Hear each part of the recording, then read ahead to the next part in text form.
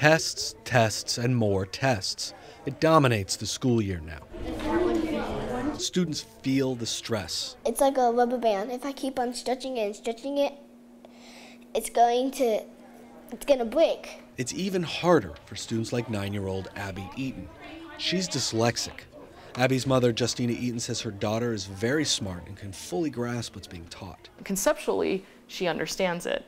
And even her teachers have said that, that she's highly conceptual. She gets it. It's just the processing of her brain from understanding it and then writing it down.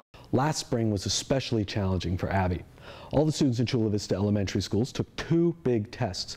First, they participated in the field test for Common Core. In California, it's called the Smarter Balance Test. Second, students also took the district test called the Local Measures Test. This is how John Nelson, Assistant Superintendent of Instructional Services, explains it.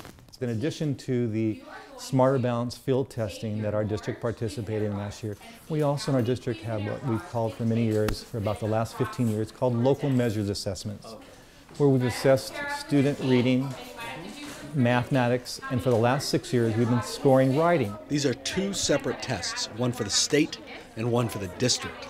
3rd grade teacher Carla Chris says for both tests, students with disabilities were not given test modifications. The unfortunate thing though, when the testing is happening, like last year we did pilot the Smarter Balance testing and our local measures testing as well, there's no accommodations made for the special education children. You may not think this matters for the big picture, but some estimates say about 17% of people are dyslexic. When asked about making accommodations for the students with disabilities for both the state and local tests, Nelson only spoke about the Common Core test. He says the district is still trying to figure out how to properly administer the state test given the disability requirement. We are working on that. The state has a whole new list of accommodations, and now with all the assessments for the students being online, technology-based assessments, they're able to make accommodation to it for each individual child. Each school will be looking at the children and identifying what accommodations need to be provided in order for that child to be most successful. Abby's mother gives a slightly different story. She says the district told her they didn't get the state requirements in time. And the reasoning I was told from the district is because they only got what they were going to be testing on a week prior to when they actually released it to the schools. But Chula Vista has been giving its own test for 15 years. Teacher Carla Chris says the district forbid disability accommodations for that test as well. I had a student last year who sat in front of the computer screen for 6 hours total, over 2 days' time, and he struggled, and I couldn't do anything to help him. Abby's mom is struck with how the district treats children with learning disabilities. When I told them it was illegal, they're like, well, you have to understand your child still has to be held accountable and we have to be able to test her even though she is dyslexic. It's hard. And you might not think it's hard, but some people, it's hard for them.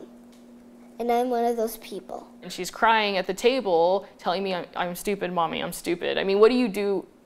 What do you do for that? I mean, what do you know, at that point, learning is not happening anymore. You're not educating the child. Teachers worry that the students who have poor test scores because they were not given proper accommodations will affect teachers' careers as well as students' education. And all of these scores for local measures are going on teachers' evaluations, and they're used in a punitive manner. So it hasn't been a safe harbor year for us at all.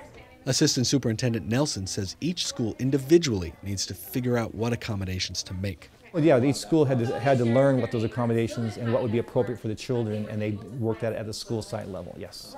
Justina Eaton wants her daughter to have all the opportunities she deserves, but says that inappropriate testing will have a long-term impact on her daughter's education. I mean, they're basically affecting her future negatively. I'm trying my best, I'm trying everything I have, I'm trying to do stuff right. It's just really hard. The district chose not to respond to the specific concerns raised about Abby Eaton and its failure to make accommodations last spring for students with disabilities. Matt Buller, KPBS News.